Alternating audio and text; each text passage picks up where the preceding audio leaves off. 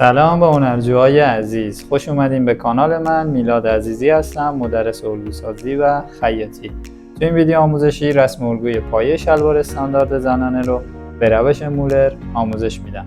تا پایان ویدیو همراه ما باشید. همونطور که توی ویدیوهای قبلی گفتم، هر نوع لباس به یک جدول اندازه‌های لازم نیاز داره. بریم تا جدول اندازه‌های لازم رو مرور کنیم. برای رسم الگوی پایه یا اولیه شلوار استاندارد زنانه به این اندازه ها نیاز داریم که ما یک جدول تهیه کردیم و شما هم به همین صورت یک جدول قبل از شروع رسم الگو تهیه کنید. در این جدول ما برای سایز 40 با بلندی تمام قد 168 سانتی متر اندازه‌های لازم رو محاسبه کردیم. به طور مثال اندازه دور کمر از روی اندام اندازه گیری میشه و یا میتونید از جدول سایزهای استاندارد برداشته و استفاده کنید که ما در اینجا 76 سانتی متر در جدول وارد کردیم. اندازه دور باسن، این اندازه هم از روی اندام باید اندازه گیری بشه و یا اینکه میتونید از جدول سایزهای استاندارد برداشته و استفاده کنید که در اینجا 100 سانتی متر رو وارد جدول کردیم. اندازه گشادی دمپای شلوار، این اندازه کاملا دلخواه است و میتونید گشادتر یا تنگتر بگیرید. بستگی به مد روز داره که ما در اینجا 40 سانتی متر وارد جدول کردیم. اندازه قد شلوار از پهلو، این اندازه رو از کمر تا کف پا اندازه بگیرید که در اینجا ما 106 سانتی متر رو وارد جدول کردیم. اندازه قد بلندی فاق، این اندازه رو از کمر تا انتهای درز فاق در اندام اندازه بگیرید که ما در اینجا 26 سانت و نیم در جدول وارد کردیم. اندازه توی پای شلوار، روش محاسبهش میشه قد شلوار منهای بلندی فاق، یعنی قد شلوار هر اندازه‌ای بود بلندی فاق ازش کم میکنیم و این اندازه رو وارد جدول میکنیم. اندازه قد از فاق تا زانو، روش محاسبهش میشه 1/10 اندازه توی پا منهای 1/2 اندازه توی پا، یعنی اندازه توی پا رو تقسیم بر 10 کنید و اندازه به دست آمده رو منهای 1/2 اندازه توی پا کنید و این اندازه رو در جدول وارد کنید. اندازه پهنای باسن در جلوی شلوار، روش محاسبهش میشه 1/4 دور باسن منهای 1 سانتی و این اندازه رو وارد جدول کنید. اندازه پهنای باسن در پشت شلوار، روش محاسبهش میشه 1/4 دور باسن منهای 1 سانتی به اضافه 0 الی 1 سانتی متر برای گشادی مجاز و این اندازه رو وارد جدول کنید.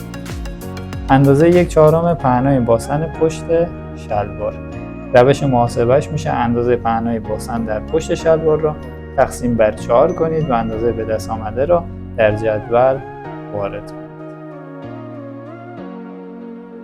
بریم برای رسم الگو.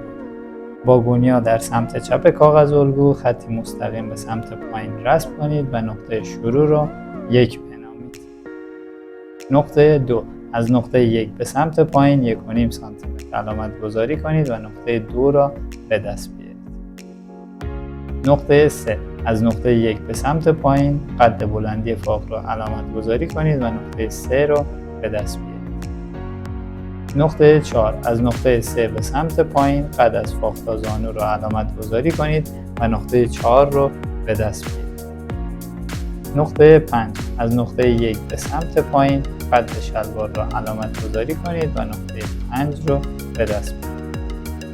نقطه 6 از نقطه 5 به سمت بالا 3 الی 4 سانتی متر رو علامت گذاری کنید و نقطه 6 رو به دست بیارید. نقطه 7 از نقطه 3 به سمت بالا 1/10 نصف دور باسن به اضافه 3 سانتی متر رو علامت گذاری کنید و نقطه 7 رو به دست بیارید. در این مرحله با گونیا از نقاط 2, 7, 3, 4 و 6 خطوط افقی به سمت راست الگو رسم کنید.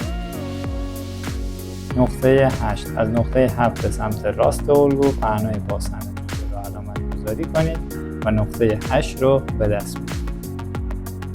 نقطه 9 از نقطه 8 به سمت راست الگو 1/10 نصف دور باسن به اضافه نیم الی 1 سانتی متر رو علامت گذاری کنید و نقطه 9 رو به دست بیارید.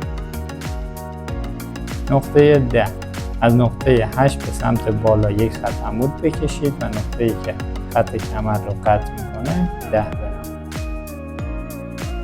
نقطه A8 از نقطه 8 به سمت پایین یک خط عمود بکشید و نقطه‌ای که خط فاق رو قطع میکنه A8 بنامید. نقطه 11 وسط خط 7 به 9 رو علامت گذاری کنید و نقطه 11 رو به دست بیارید. نقطه 12 فاصله خط 7 به 11 رو اندازه بگیرید و همین اندازه را از نقطه 6 به سمت راست الگو علامت گذاری کنید و نقطه 12 رو به دست بیارید. نقاط 13 و 14 از نقطه 12 خطی مستقیم به سمت بالا تا خط کمر رسم کنید و نقطه تقاطع این خط با خط زانو را 13 و با خط کمر را 14 بنامید. نقطه 15 از نقطه 12 به سمت چپ الگو 1/4 گشادی دمپای شلوار منهای 1 سانتی متر را علامت گذاری کنید و نقطه 15 را به دست بیارید. نقطه 16 از نقطه 12 به سمت راست الگو 1/4 گشادی دمپای شلوار منهای 1 سانتی متر را علامت گذاری کنید و نقطه 16 را به دست بیارید. نقاط A15 و A16 از نقاط 15 و 16 به سمت بالا خطی به طول 4 الی 8 سانتی متر بکشید و نقاط A15 و A16 رو علامت گذاری کنید. در این مرحله با خطی مستقیم از نقطه A15 به نقطه 7 و از نقطه A16 به نقطه 9 وصل کنید. نقاط A3 17 18 و 19 خطوط مستقیمی که از نقاط A15 و A16 رسم کردید خط زانو را در نقاط 18 و 19 و خط فاق را در نقاط A3 و 17 قطع کنید. نقطه 20 از نقطه 10 به سمت چپ الگو نیم الی 1 سانتی متر را علامت گذاری کنید و نقطه 20 را به دست بیارید. در این مرحله از نقطه 8 نیم سانتی متر به سمت راست الگو اندازه بگیرید و خطی از نقطه 20 به این نقطه رسم کنید. نقطه B8 فاصله خط A8 به 17 را اندازه بگیرید. 1/2 این اندازه را از نقطه A8 به سمت بالا علامت گذاری کنید و نقطه B8 رو به دست بیارید. در این مرحله از نقطه B8 یک خط کمکی به نقطه 17 وصل کنید و در این مرحله خط فاق جلو را از نقطه 8 تا 17 به صورت هلالی و با استفاده از خط کمکی رسم کنید. نقطه 21 از نقطه 20 به سمت چپ الگو 1/4 دور کمر به اضافه 1 سانتی متر که پهنای ساسون جلو است به اضافه 0 الی نیم سانتی متر برای گشادی مجاز را روی خط کمر علامت گذاری کنید و نقطه 21 رو به دست بیارید. نقطه 22 از نقطه 21 به سمت بالا 1 الی 1.5 سانتی متر علامت گذاری کنید و نقطه 22 رو به دست بیارید. این اندازه با اندازه فاصله 1 به 2 باید یکی باشه.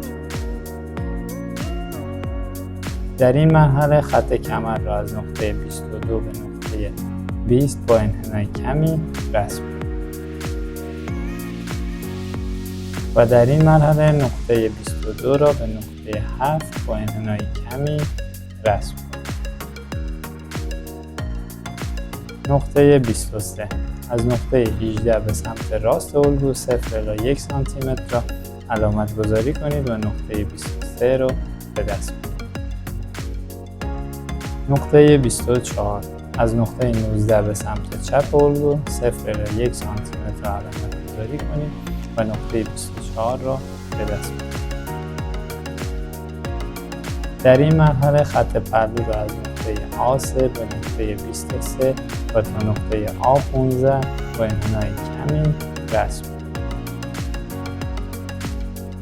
و در این مرحله خط توی پای شلوار را از نقطه 17 به نقطه 24 و تا نقطه A16 با انحنای کمی رسم کنید. در این مرحله با گونی از وسط خط 22 به 14 خطی مستقیم و کمکی به خط باسن رسم کنید. و در این مرحله روی خط ساسون طول ساسون را 9 الی 10 سانتی متر و پهنای ساسون را 1.5 الی 2.5 سانتی متر اندازه بگیرید و نوک ساسون را نیم سانتی متر به سمت چپ جابجا کنید و ساسون جلو را به صورت کامل رسم کنید. و در اینجا مرحله اول رسم الگوی پایه یا اولیه شلوار استاندارد به پایان رسید. و الگوی پشت را در مرحله دوم در ویدیوی بعدی میتونید تماشا کنید. امیدوارم از آموزش لذت برده باشید. خدا نگهدارتون باشه. موفق و پیروز باشید.